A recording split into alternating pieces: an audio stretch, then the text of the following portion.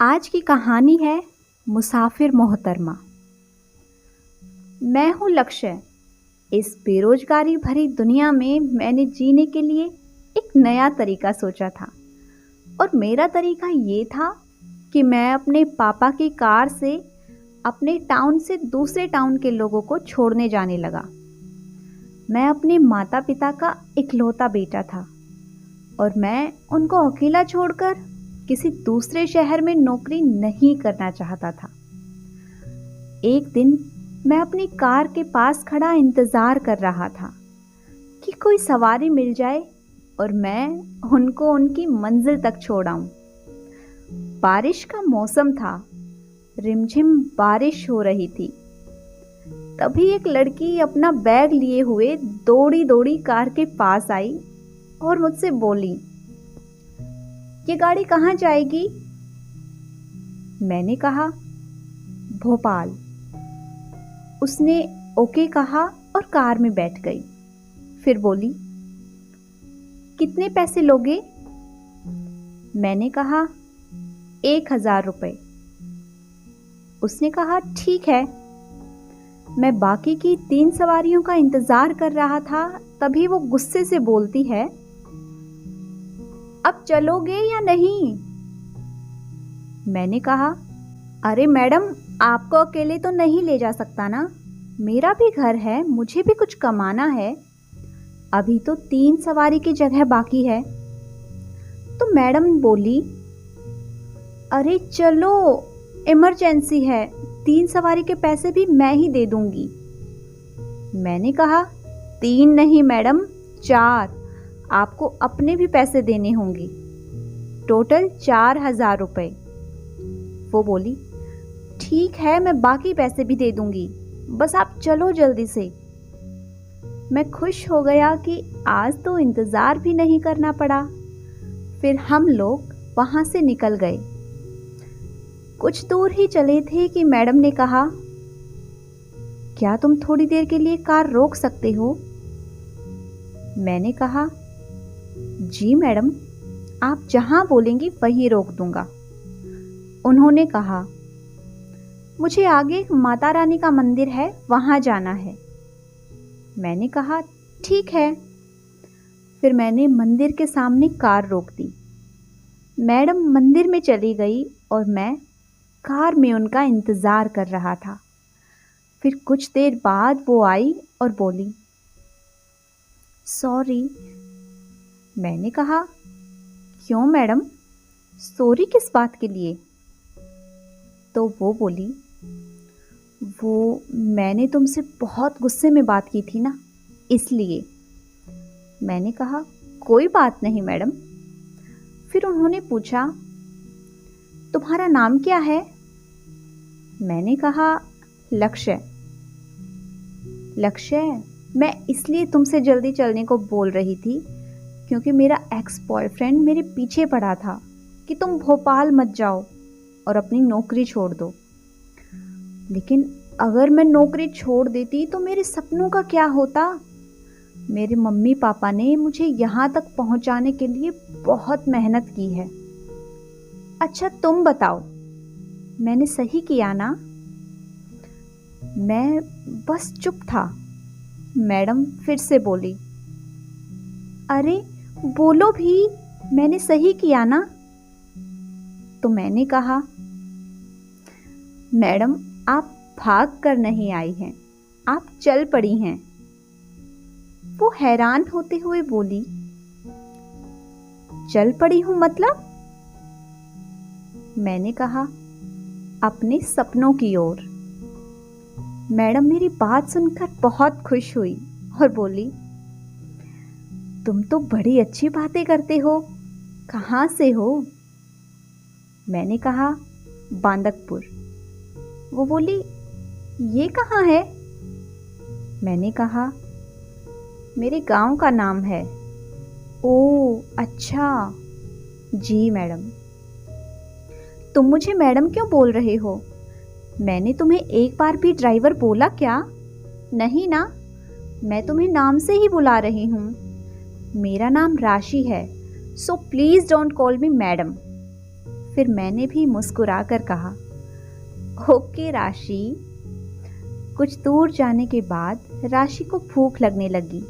वो बोली, लक्ष्य यार भूख लगी है। मैंने एक होटल के पास कार रोकी। राशि ने मेरी पसंद का खाना ऑर्डर करने को कहा। राशि की बात सुनकर मेरे अंदर एक अलग ही एहसास ने जन्म लिया।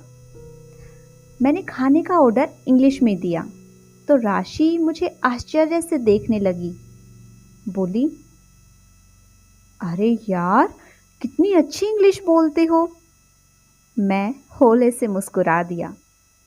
वो बोली, यार लक्ष्य, तुमने अपनी स्टडी के बारे में कुछ नहीं बताया। मैंने कहा, सॉफ्टवेयर इंजीनियर हूँ। तो फिर ये ड्राइवर का काम क्यों? मैंने कहा, मैं अपने मम्मी पापा का इकलौता बेटा हूँ और मैं उनको छोड़कर कहीं बाहर जॉब नहीं करना चाहता।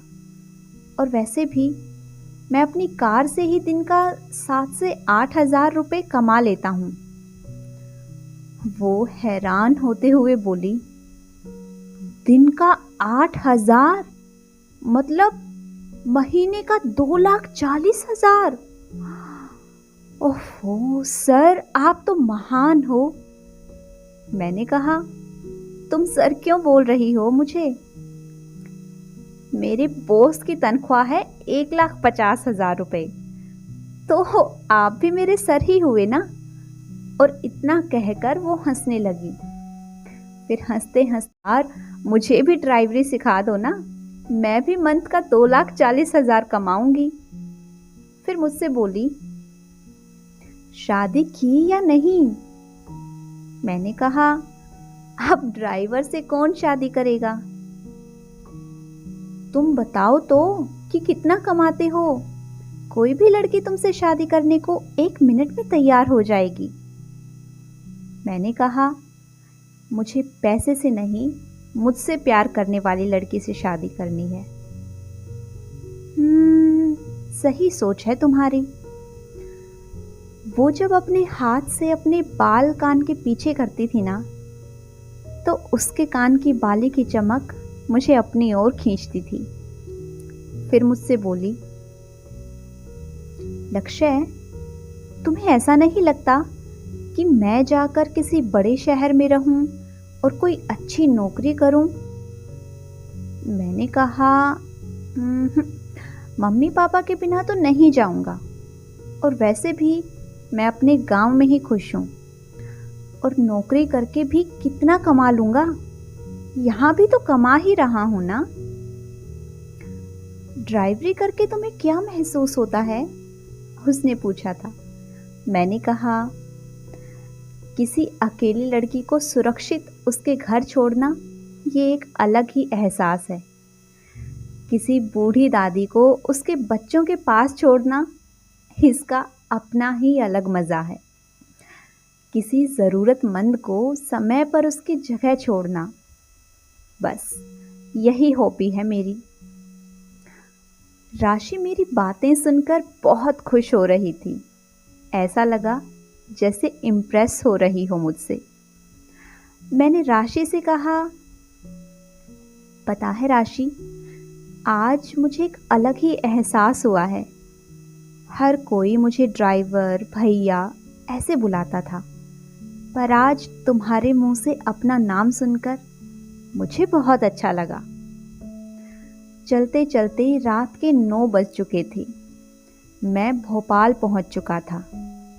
मैंने देखा राशि मुझे बड़े ही अपनेपन से देख रही थी, मानो जैसे हम दोनों के अलग होने का टाइम आ गया था। तो राशि उदास हो गई थी। मैंने पूछा, कौन से पते पर चलना है? उसने कहा, बस यहीं रोक दो, यहाँ से मैं चली जाऊंगी, क्योंकि मेरा घर यहीं पास में ही है। मैंने कहा, चलो मैं छोड़ देता हूँ।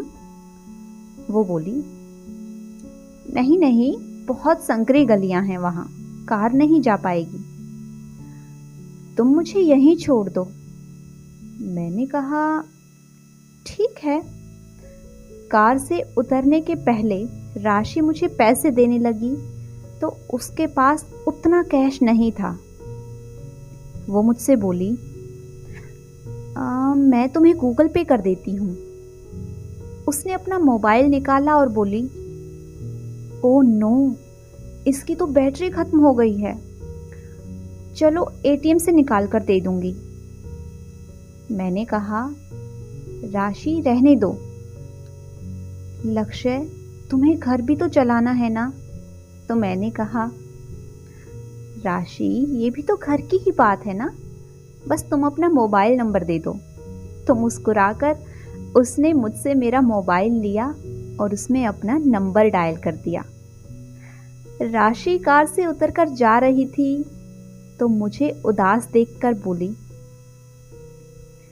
मम्मी पापा इंतज़ार कर रहे होंगे लक्ष्य, घर जाओ, हम कॉल पर बात करेंगे। चलो अब एक प्यारी सी स्माइल दो। मैं धीरे से मुस्कुराया, फिर राशि चली गई। मैं कुछ टाइम वहीं कार में ही बैठा रहा, क्योंकि आज का सफ़र मेरे लिए एक अलग एहसास लेकर आया था।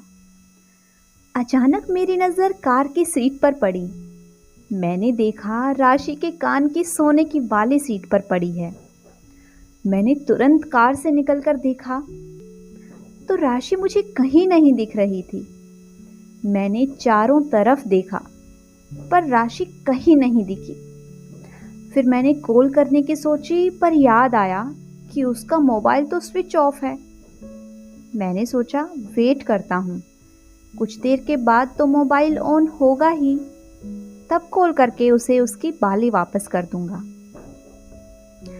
1 घंटे के बाद मैंने कॉल किया तो नंबर गलत बता रहा था।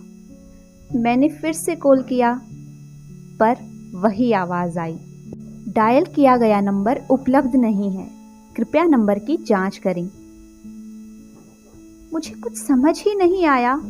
मैंने सोचा शायद जल्दी जल्दी की वजह से राशि ने गलत नंबर डायल कर दिया।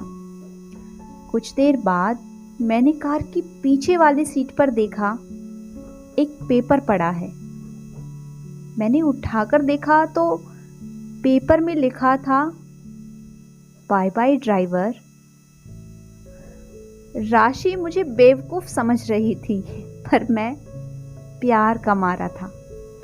लेकिन कहते हैं ना, जो संयम रखता है उसका मुकदमा ऊपर वाला खुद ही लड़ता है। मैंने राशि के कान की बाली को बेच दिया और मुझे उससे 7,000 रुपये मिले, जिससे उस दिन का खाने का और गाड़ी का किराया निकल आया था। और मैंने कान की बाली से कहा, बाय बाय राशि, गुड लक। तो दोस्तों, अगर आपको आज की हमारी ये कहानी पसंद आई है, वीडियो को लाइक कीजिए, शेयर कीजिए, और अगर आप भी अपनी कहानी हमसे साझा करना चाहते हैं तो डिस्क्रिप्शन बॉक्स में दिए गए नंबर पर व्हाट्सएप करें।